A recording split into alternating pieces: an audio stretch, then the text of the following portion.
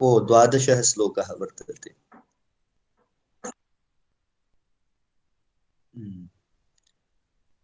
पश्यन्तु, प्रारम्भं कुर्मः। तदन्वये शुद्धिमते प्रसूतः शुद्धिमत्तरः दिलीपैव राजेन्दु रिन्दुः क्षीरनिधाविव रिन्दुः क्षीरनिधा इव। अत्र पश्यन्तु, पुनः वयम् अत्र पठामः। तदन्वये शुद्धिमति प्रसूतः शुद्धिमत्तरः दिलीप इव राजेन्दु रिन्दुः क्षीरनिधाविव। पश्यन्तु, दिलीप इव राजेन्दुः इन्दुः एवमपि पठितुं वयं शक्नुमः।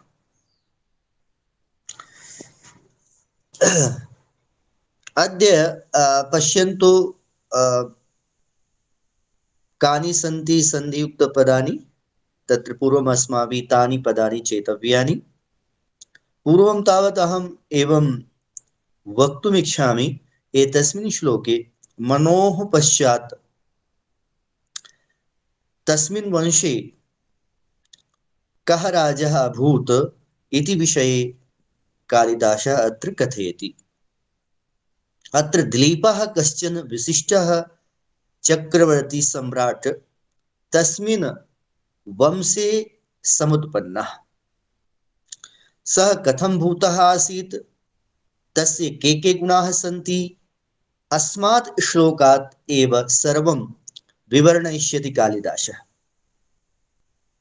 पश्यन्तु, तदन्वये शुद्धिमति प्रसूतः शुद्धिमत्तरः दिलीप इति राजेन्दुः रिन्दुः क्षीरनिधाविव। पश्यन्तु, अत्र दिलीप इति अत्र संधि वर्तते, दिलीपः इति दिलीप इति, यानी विसर्गस्य लोपः संजातः। अत्र यदा वयं पृथक् कुर्मः तदा दिलीपः इति, असन्धौ दिलीप इति। पुनश्च राजेन्दुरिन्दुः अत्र संधि वर्तते, यदा पृथक् कुर्मः तदा राजेन्दुः इन्दुः, राजेन्दुः इन्दुः अत्र विसर्ग संधिः भविष्यति। पुनश्च तत्रापि पूर्वस्मिन् अपि पदे तत्र विसर्ग संधिः कृतः वर्तते। पुनश्च क्षीरनिधाविव इत्यत्रापि क्षीरनिधौ इव, क्षीरनिधौ इव अत्रापि संधि वर्तते। अत्र संधि अस्ति स्वर संधिः, अच संधिः। अत्र अयादि संधौ अयादि संधि वर्तते अत्र। तो पश्यन्तु, तदन्वये इत्यत्रापि संधि तु अस्ति, परन्तु समस्त पदे संधि वर्तते। एतदर्थम् अत्र अस्माभिः एतस्य पदस्य पदच्छेदः न करणीयः। अतः दिलीप इति दिलीपः इति, राजेन्दुरिन्दुः राजेन्दुः इन्दुः, पुनश्च क्षीरनिधाविव क्षीरनिधौ इव। अत्र वयं यत्र यत्र संयुक्तानि पदानि आसन् तेषां पदानां पदविच्छेदं वयं कृतवन्तः। सम्प्रति वयम् अन्वयं करिष्यामः। पश्यन्तु, प्रसूतः इति अस्य श्लोकस्य क्रिया वर्तते, प्रसूतः। इदानीं कः प्रसूतः, तत्र दिलीपः, दिलीपः प्रसूतः। कथं भूतः दिलीपः प्रसूतः, राजेन्दुः, राजेन्दुः दिलीपः प्रसूतः। कुत्र प्रसूतः, तदन्वये यस्य वर्णनं कर्तुं कालिदासः कृतसंकल्पः अस्ति, यस्य विषये अतीव स्वात्मानं न्यूनं वदति, मूर्खं वदति यस्य राज्यां वर्णस्य विशालतायाः पुरः स्वात्मानं किं करोति सः न्यूनी वदति, स्वात्मानं मूर्खं मूढधियं च वदति। तादृशः अयं वंशः वर्तते रघुवंशः। अतः तद्वर्णने तद्वर्णने एव किं करोति सः, तद्वर्णने स्वात्मानम् इदानीं नियोजयति। पुनश्च मनोः पश्चात् यः राजा इदानीं वर्ण्यः वर्तते, इदानीं तस्य विषये एव इदानीं कथयति। अतः तदन्वये तदन्वये तस्य अन्वये तदन्वये पुनश्च कथं भूते तदन्वये शुद्धिमति तदन्वये। कथं भूतः दिलीपः, शुद्धिमत्तरः दिलीपः। कथं भूतः कथमिव अस्ति, तत्र इतोपि कथं भूतः राजेन्दुः। कथमिव वर्तते, क्षीरनिधौ इन्दुः इव वर्तते। तथा भूतः दिलीपः प्रसूतः। पुनश्च वयं पश्यामः प्रसूतः इत्यस्यां क्रियायाम् इदानीं भवन्तः तत्र द्रष्टुं शक्नुवन्ति यत् यदा वयं क्रियां तत्र यदा अस्माकं पार्श्वे क्रिया भवति, क्रियया एव ज्ञानं भवति कस्य, कर्तुः। अतः प्रसूतः इति क्रियया सह यदा वयं प्रश्नं कुर्मः तदा एव दिलीपः इति कर्ता तत्र आगच्छति। दिलीपः इति विशिष्टः कश्चन राजा अस्ति, अतः सः राजेन्दुः इति पदेन इदानीं कालिदासेन व्याख्यायते। अथ पश्यन्तु, वयम् एकवारम् अन्वयं पुनः कुर्मः। पूर्वं तावत् अस्माभिः सर्वम् उक्तम्। अन्वयकरणे कानि कानि अस्माभिः ध्यातव्यानि, के ध्यातव्याः अंशाः भवन्ति, तत्र अस्माभिः पूर्वम् उक्तम्। पश्यन्तु पुनश्च शुद्धिमति तदन्वये शुद्धिमत्तरः दिलीपः इति राजेन्दुः क्षीरनिधौ इन्दुः इव प्रसूतः। अयम् अन्वयः भविष्यति। परन्तु भवन्तः सर्वे एवम् अत्र कथितुं प्रष्टुम् इच्छन्ति, अयि भो अत्र किमर्थं शुद्धिमति तदन्वये इति पदस्य प्रयोगः भवद्भिः अन्वये किमर्थं पूर्वं कृतः अस्ति, कश्चन अस्ति भवितुं शक्नोति अयं प्रश्नः। पश्यन्तु, यत्र कुत्रापि वाक्ये यत् पदं किं वर्तते, यत् पदं संपूर्ण वाक्यस्य विशेषतां वदति, यदा विशेषतां वदति तदा तस्य पदस्य प्रयोगः अस्माभिः वाक्यस्य पूर्वस्मिन् कर्तव्यः। तत्पदम् अधिकरणे स्यात् वा या पुनः अन्येषु कारकेषु वा भवेत् तत्पदम्। परन्तु यदि तत्पदं सम्पूर्णवाक्यस्य विशेषतां वदति, तस्य आवश्यकता भवति, तर्हि अस्माभिः तस्य पदस्य प्रयोगः पूर्वस्मिन् तस्य श्लोकस्य अन्वयकरणे सति प्रथमे तावत् तस्य प्रयोगः करणीयः इत्याशयः वर्तते। अत्र पश्यन्तु, दिलीपः इति कर्ता वर्तते, परन्तु शुद्धिमति तदन्वये इत्यस्य प्रयोगः पूर्वस्मिन् कृतः। किमर्थं कृतः? यतोहि एतत् पदं सम्पूर्णवाक्यस्य सारः वर्तते। यतोहि वंशस्य वर्णनं करोति कालिदासः, अतः वंशप्रधानः वर्तते, वंशः प्रधानः अस्ति। एतदर्थम् अत्र यस्य प्रसङ्गः अस्ति तस्य प्रसङ्गविषये एव इदानीं तदन्वये इति पदस्य प्रयोगः निश्चयेन प्राग् करणीयः। अतः अन्वये किं भविष्यति? तदन्वये इति पदं भविष्यति। पुनश्च शुद्धिमति इति तदन्वये इत्यस्य विशेषणं वर्तते। तदन्वये कथं भूते तदन्वये शुद्धिमति तदन्वये दिलीपः कथं भूतः दिलीपः शुद्धिमत्तरः दिलीपः इति राजेन्दुः राजेन्दुः क्षीरनिधौ इव राजेन्दुः कथं भूतः दिलीपः वर्तते? राजेन्दुः वर्तते। क्षीरनिधौ इन्दुः इव प्रसूतः। अयम् अपि विशेषणम् इदमपि विशेषणं वर्तते दिलीपस्य। दिलीपः राजेन्दुः वर्तते। राजेन्दुः कथं भूतः? राजेन्दुः क्षीरनिधौ इन्दुः इव। अयं तत्र अन्वयः इदम् अयम् अन्वयः भविष्यति। पश्यन्तु अत्र वयं पुनः पश्यामः। शुद्धिमति तदन्वये शुद्धिमत्तरः दिलीपः इति राजेन्दुः क्षीरनिधौ इन्दुः इव प्रसूतः। अयम् अन्वयः। अत्र विशेषणं वयं पश्यामः। कानि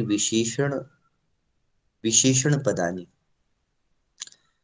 अत्र शुद्धिमति इति विशेषणं तदन्वये इत्यस्य। शुद्धिमत्तरः इति दिलीपस्य विशेषणं। राजेन्दुः दिलीपस्य एव विशेषतां वदति। क्षीरनिधौ इन्दुः इति वाक्यांशः अपि दिलीपस्य कृते वर्तते। प्रसूतः अपि दिलीपस्य कृते एव अस्ति। अत्र पश्यन्तु परिचयं वयं स्वीकुर्मः तथा तत्पूर्वम् अस्माभिः समस्तपदानि कानि सन्ति? राजेन्दुः राजा इन्दुः इव अत्र कर्मधारे समासः वर्तते। राजा इन्दुः इव वर्तते इति राजेन्दुः।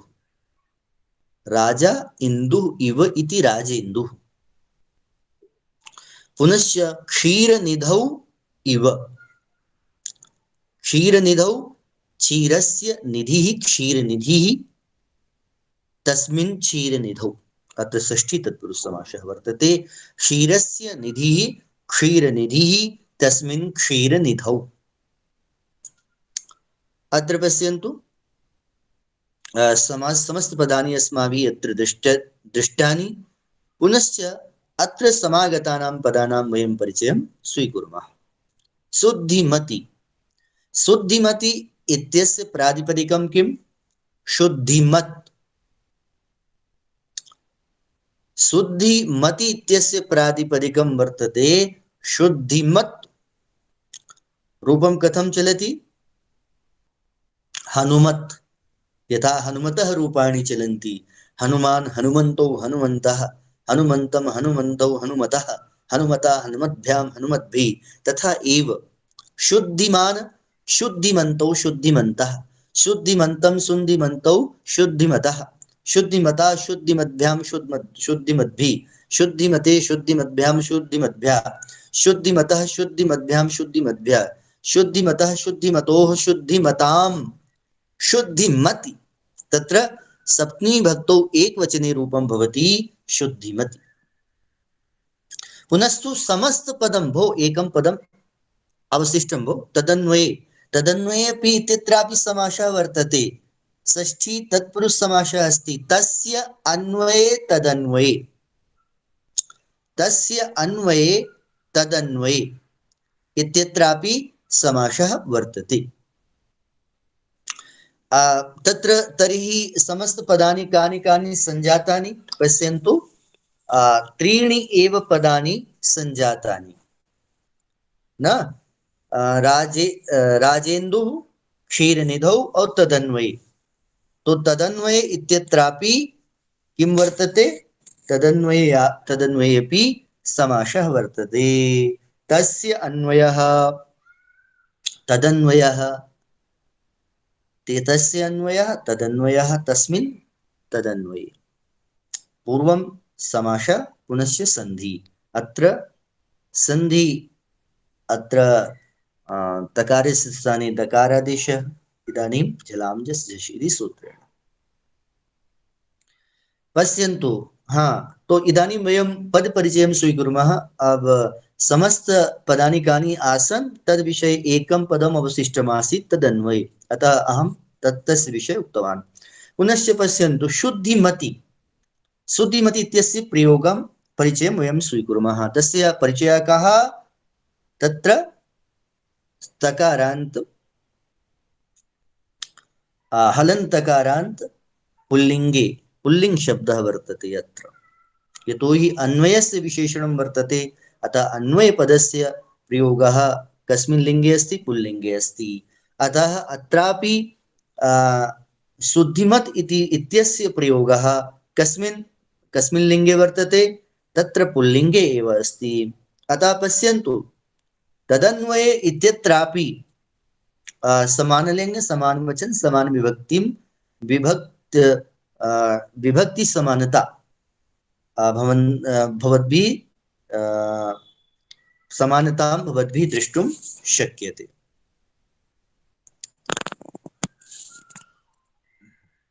पश्यन्तु पुनश्च तदन्वये इत्यस्य प्रातिपदिकं किं? तदन्वय। तदन्वय अस्ति एतस्य प्रातिपदिकं। परिचयः कः? अजन्त पुल्लिङ्ग आकाराणि शब्दाः। तस्य रूपाणि रामोच्चलन्ति, रामः रामौ रामः, तदन्वयः तदन्वयौ तदन्वयाः, एवं रूपाणि तस्य चलन्ति। एवं अत्र सप्तमी विभक्तौ तदन्वये। अत्र पश्यन्तु, सप्तमी विभक्तौ किं रूपं भवति? तदन्वये। पुनश्च शुद्धिमत्तरः। शुद्धिमत्तरः एतत् पदं दिलीपस्य विशेषणम्, अतः समान विभक्ति समान लिंग समान वचनं तत्र अत्र द्रष्टुं शक्यते। प्रातिपदिकं किम् एतस्य? प्रातिपदिकं भविष्यति शुद्धिमत्तर। शुद्धिमत्तर इति प्रातिपदिकं। तस्य परिचयः अजन्त आकारान्त पुल्लिङ्ग शब्दः अस्ति। एतस्य रूपाणि रामवत् चलिष्यन्ति। रामः रामौ रामः, शुद्धिमत्तरः शुद्धिमत्तरौ शुद्धिमत्तराः शुद्धिमत्तरं शुद्धिमत्तरौ शुद्धिमत्तरान् शुद्धिमत्तरेण, एवं रूपाणि चलिष्यन्ति। दिलीपः। दिलीपः इत्यत्र परिचयं भवन्तः जानन्ति। अत्र परिचयः अस्ति अकार अजन्त अकारान् पुल्लिङ्ग शब्दः। पुनश्च एतस्य रूपाणि रामौ चलन्ति। अत्र प्रथमा विभक्तौ एकवचने अस्ति दिलीपः इति अव्ययम्। इति इत्यस्य आशयः इत्थः प्रकारेण। राजेन्दुः। राजेन्दुः इत्यस्य परिचयः कः? अत्र एतस्य परिचयः अस्ति अजन्त इकारान्त पुल्लिङ्ग शब्दः वर्तते। तस्य रूपाणि गुरुवत् चलन्ति। अतः गुरु गुरु गुरुवः, राजेन्दुः राजेन्दु राजेन्दुवः राजेन्दवः। पुनश्च राजेन्दुः इति पदं तत्र प्रथमा विभक्तौ एकवचने अस्ति। पुनश्च क्षीरनिधौ। क्षीरनिधौ अत्र प्रातिपदिकं किमस्ति? प्रातिपदिकम् अस्ति क्षीरनिधि। तस्य परिचयः कः? अजन्त इकारान्त पुल्लिङ्ग शब्दः वर्तते। अजन्त इकारान्त पुल्लिङ्ग शब्दः वर्तते। पश्यन्तु, निधि इत्यस्य प्रयोगः हिंदी भाषायां तु स्त्रीलिङ्गे अस्माभिः व्यवहारे किं क्रियते? दृश्यते। परन्तु अत्र किं भवति? संस्कृत भाषायां निधि शब्दः यः भवति, निधि शब्दः सः शब्दः वस्तुतः कस्मिन् लिङ्गे भवति? पुल्लिङ्गे भवति। निधिः, पुनश्च परिधिः, विधिः इत्यादयः शब्दाः पुल्लिङ्गे एव भवन्ति। अत्र क्षीरनिधौ इत्यत्र प्रातिपदिकं क्षीरनिधि परिचयः अजन्त इकारान्त पुल्लिङ्ग शब्दः वर्तते। तस्य रूपाणि कविवत् चलन्ति। यथा कवेः सप्तमी विभक्तौ तत्र कवौ भवति, तथा एव क्षीरनिधि इति पदस्य क्षीरनिधिः क्षीरनिधि इति पदस्य इति शब्दस्य सप्तमी विभक्तौ एकवचने क्षीरनिधौ भवति। इन्दुः, अत्र इन्दु इति शब्दस्य वारद्वयं प्रयोगः अस्माभिः लभ्यते। अत्र यथा राजेन्दुः, अत्रापि इन्दुः पदस्य प्रयोगः कृतः कालिदासेन। पुनश्च इन्दुः एकं पदम् इन्दुः तो स्वतंत्र रूपेण वर्तते, परन्तु द्वितीयं पदं यदस्ति इन्दुः तत्र समासे अस्ति, समासे वर्तते। अतः इन्दुः इति पदस्य यत् परिचयं वयं स्वीकुर्मः पूर्वं, तथा एव अस्यापि इन्दोः परिचयः भविष्यति। इन्दुः इति प्रातिपदिकं किम्? इन्दोः प्रातिपदिकमस्ति इन्दु, परिचयः अजन्त इकारान्त पुल्लिङ्ग शब्दः, रूपाणि कविवत् चलिष्यन्ति। अतः इन्दुः इन्दु इन्दवः। अत्र इन्दुः प्रथमा विभक्तौ एकवचने अस्ति। इव अव्ययं वर्तते, समानार्थे भवति। प्रसूतः प्रउपसर्गपूर्वक तत्र सुधातु वर्तते, ता प्रत्यये कृते सति भवति प्रसूतः। अत्र प्रसूतः इत्यस्य प्रयोगः वर्तते, ता प्रत्ययः अस्ति, परन्तु ता प्रत्ययः अत्र कर्तरि वर्तते, कर्तरि प्रयोगः अस्ति अस्य। अतः वयं पश्यामः अत्र पुनश्च अत्र समागतानां पदानां कः परिचयः एवं वयं ज्ञातवन्तः। पुनश्च अत्र वयं एतेषां पदानां वयं व्याख्याम् इदानीं करिष्यामः। शुद्धिमति इत्यस्य आशयः भवति शुद्धिमति शुद्धि संपन्ने, शुद्धता संपन्ने, पवित्रता संपन्ने। शुद्धिमति इति पदं तत्र सप्तमी विभक्तौ अस्ति, तर्हि तादृशमेव विशेषणम् आनेतव्यं यत्र तत्र सप्तमी विभक्तौ भवन्तः यदा योजयन्ति तस्य व्याख्या शब्दशः व्याख्या भवति। यथा शुद्धिमति अत्र पवित्रता संपन्ने, पवित्रता संपन्ने, पवित्रता युक्ते इत्याशयः। तदन्वये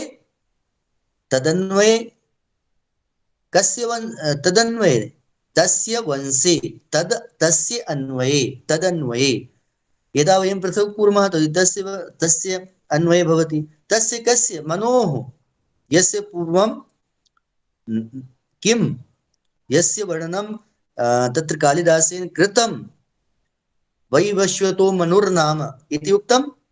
अतः तदन्वये तस्य प्रसंगः अग्रे चलति, अतः तस्य नाम पुनः न उक्तम्। एतदर्थं पुनरुक्ति दोषः न स्यात्। एतदर्थमेव तदन्वये तद् इति सर्वनाम्ना अत्र मनोः विषये अत्र संकेतितं कालिदासेन। अतः तदन्वये इत्यस्य आशयः मनुवंशे, तस्य अन्वये कस्य अन्वये? मनोः वंशे, मनोः अन्वये मनोः वंशे इत्याशयः भविष्यति। तदन्वये इत्यस्य वयं यदा व्याख्यां कुर्मः शब्दशः तदा मनुवंशे एवं व्याख्या भविष्यति। शुद्धिमत्तरः, अत्र पश्यन्तु शुद्धिमत्तर शब्दः वर्तते। अत्र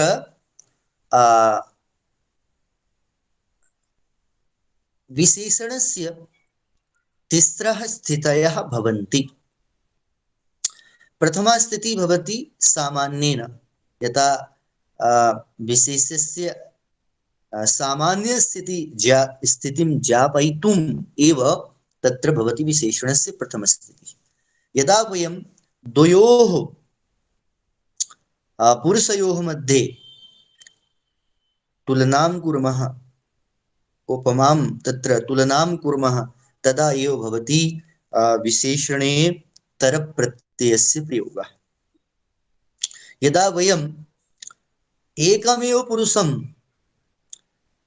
श्रेष्ठम् अतीव समुदायापेक्षया या अधिकपुरुषाणाम् अपेक्षया तत्र किं कुर्मः, श्रेष्ठम् उद्घोषयामः, तदा भवति तमप्रत्ययः। तो तरप् तमप् प्रत्ययस्य प्रयोगः कुत्र भवति, विशेषणे भवति, विशेषणपदे भवति। यदा विशेषणपदे, परन्तु तात्पर्यं भिन्नं भवति। तरप् प्रत्ययस्य प्रयोगः तुलनायाम्, और समुदाय वर्ग विशेषात् श्रेष्ठ कथनेन एव तम प्रत्ययस्य प्रयोगः भवति। यथा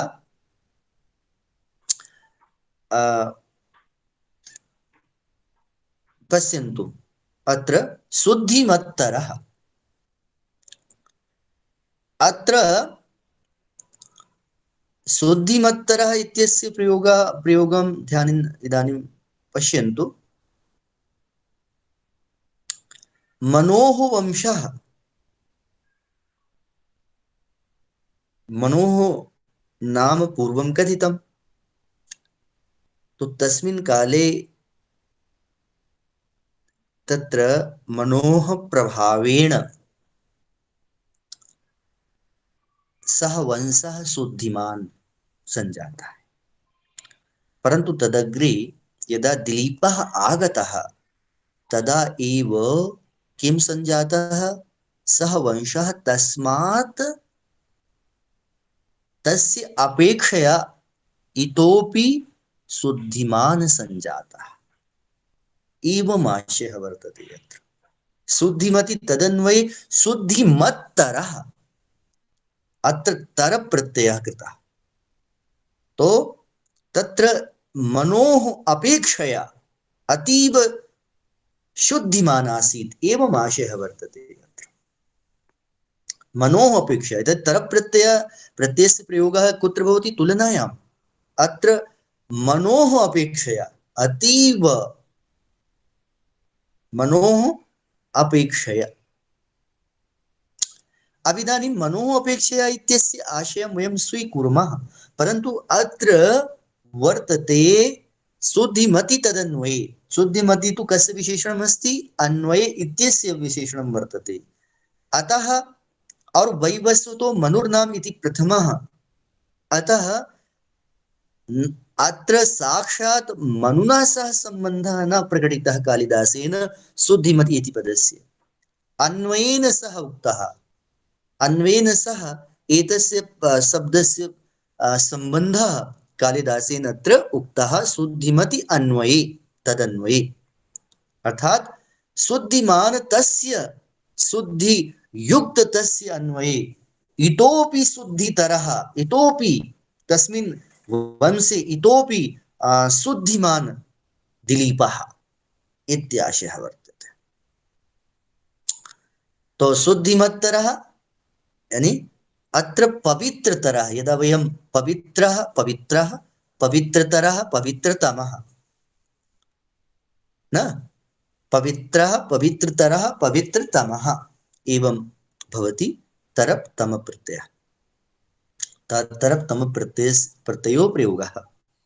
दिलीपः, दिलीपः इति दिलीपनामकः इति इत्थः प्रकारेण, दिलीप इति दिलीप, दिलीपः, दिलीप इति इत्यस्य आशयः दिलीपनामकः। राजेन्दुः, राजेन्दुः राजा इन्दुः इव, भूपचन्द्रः, राजा भूप, इन्दुः चन्द्रः इति भूपचन्द्रः, नृपचन्द्रः, राजश्रेष्ठः इत्याशयः। अत्र राजश्रेष्ठः वर्तते, राजसु श्रेष्ठः इति भावः। क्षीरनिधौ, क्षीरनिधौ क्षीर समुद्रे, क्षीरनिधौ क्षीरसमुद्रे, क्षीरसागरे इंदुः चंद्रमाः इव, चंद्रमाः इव, शशि इव प्रसूतः जातः उत्पन्नः। एवमस्ति एतस्य श्लोकस्य व्याख्या, शब्दशः व्याख्या। इदानीं वयम् अस्य श्लोकस्य सरलार्थं जानीमः। अत्र कालिदासः कथयति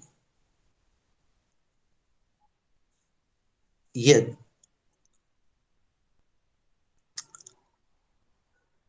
मनोः वैवशतः मनोः यः वंशः अस्ति सः वंशः शुद्धिमान् अस्ति, पवित्रो वर्तते। तस्मिन् एव वंशे इतोपि पवित्रतरः, इतोपि पवित्रः कश्चन दिलीप नामकः श्रेष्ठ राजा समुत्पन्नः। सः कथं भूतः समुत्पन्नः? यथा क्षीरसागरे चंद्रः उदेति, चंद्रः उत्पन्नो भवति। यथा क्षीरसागरे चंद्रः उत्पन्नः भवति, चंद्रः शशि उत्पद्यते, उदेति, तथा एव अयम राजेन्दुः, अयम श्रेष्ठ चंद्रः, अयम श्रेष्ठ राजा कः दिलीपः अपि तस्मिन् वंशे समुत्पन्नः जनिं लब्धवान् इति आशयं कथयति कालिदासः। अत्र उपमा अलङ्कारः क्षीरनिधौ इन्दुः इव इति वाक्यांशेन उपमीयते। अत्र दिलीपः, दिलीपः स्वकीये वंशे जनिं लभते, तत्र चन्द्रः क्षीरसागरात् जनिं लभते। तो क्षीरसागरात् यथा चन्द्रः लभते जनिं, तथा एव रघोः वंशे मनोः वंशे अयम राजा दिलीपः श्रेष्ठ यो चन्द्रः वर्तते, सः अपि जन्म लब्धवान् इत्याशयः अस्ति अस्य श्लोकस्य। अत्र उपमालङ्कारः पुनश्च अनुष्टुप् छन्दः अत्र वर्तते। अस्य श्लोकस्य भावार्थः अस्माभिः कस्यां हिंदी भाषायामपि द्रष्टव्यः, अस्य अर्थः द्रष्टव्यः। यहाँ पर जो है कालिदास कह रहे हैं कि पहले प्रसंग मनु का आया, इसके पूर्व मनु का आ रहा है, तो मनु के प्रसंग में ही इसलिए उनका दोबारा नाम नहीं लिया और उनके लिए उन्होंने तदन्वय कह दिया।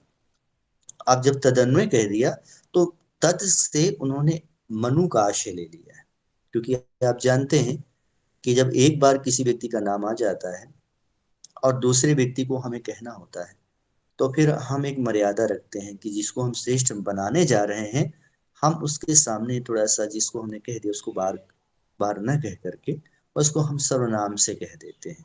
इससे वाक्य का सौष्ठव भी बना रहता है और संक्षेप भी हो जाता है, संक्षेप में भी बात हो जाती है। तो ये एक विशेष प्रसंग यहाँ पर है। तो तदन्वय का आशय उन्होंने मनु से, क्योंकि उनका प्रसंग आ रहा है इसलिए उन्होंने तत् शब्द का प्रयोग वहां किया है। यहाँ से ये कह रहे हैं कि देखो उसी मनु के वंश में जो कि बहुत ही शुद्धि मति है, अर्थात पवित्र है, जिसमें किसी प्रकार का कलमश नहीं है, किसी प्रकार का पाप नहीं है, किसी प्रकार की विकृति जिस वंश में नहीं है, बहुत ही पवित्र है, बहुत ही शुद्ध है। ऐसे उस वंश, उस मनु के वंश में शुद्धि मत तरह, उससे भी ज्यादा पवित्र, जितना वो वंश पवित्र है उससे भी ज्यादा पवित्र जो है दिलीप नाम का, दिलीप इस नाम का राजेंदु, राजचंद्र, श्रेष्ठ राजा उत्पन्न हुआ। किस प्रकार उत्पन्न हुआ? तो कहते हैं जैसे क्षीर सागर में चंद्रमा उदित होता है। तो क्षीर सागर में उदित होने वाला जो चंद्रमा होता है बहुत ही सुंदर और बहुत ही उत्कृष्ट होता है, बहुत ही सुंदर और बहुत ही लालित्यपूर्ण उसकी शोभा होती है। तो यहाँ पर कालिदास ने क्षीर सागर में चंद्रमा की जो स्थिति बताई है वो बहुत ही सुंदर है। और वैसे ही राजा दिलीप के साथ इसकी उपमा की है। तो राजेंदु एक तो बताया यहाँ पर, राजा में इंदु की तरह। राजा यदि चंद्र, यदि राजा यदि तारे हैं तो उनमें चंद्रमा, रा, राजा दिलीप क्या है? चंद्रमा है। क्योंकि जैसे ही चंद्रमा उदित होता है तो समस्त ताराओं का जो प्रकाश है वो धूमिल हो जाता है चंद्रमा के सामने। तो इसका आशय ये होता है, इसका अर्थ लक्षणा से ग्रहण यदि हम करते हैं तो आशय यहाँ पर हुआ श्रेष्ठ राजा। क्योंकि चंद्रमा में होने वाला जो प्रकाश है उस प्रकाश के कारण जो धूमिल स्थिति ताराओं की हो जाती है वो गुण के कारण ही होती है।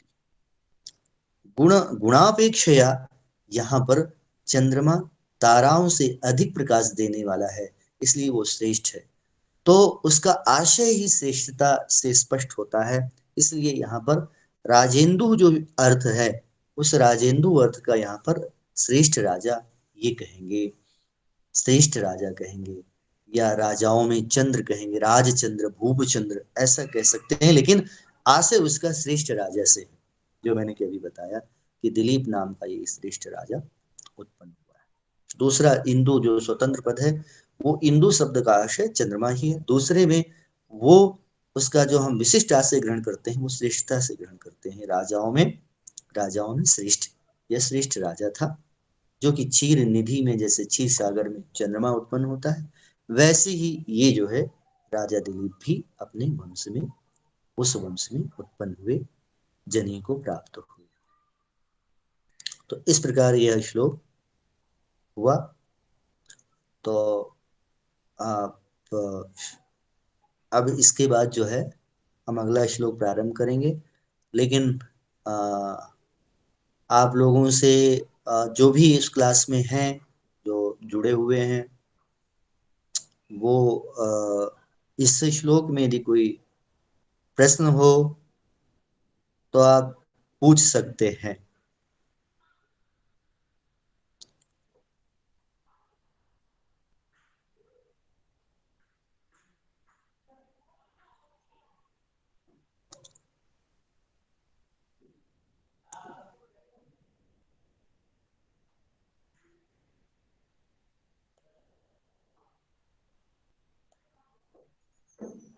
हरिओम।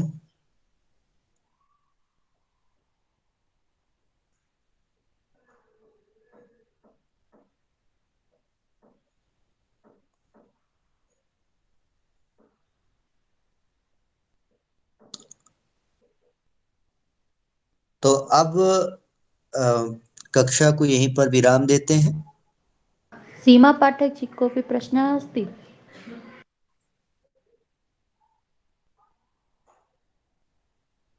हाँ अन्म्यूट् हाँ कृत्वा वदतु, चैट् बाक्स् मध्ये न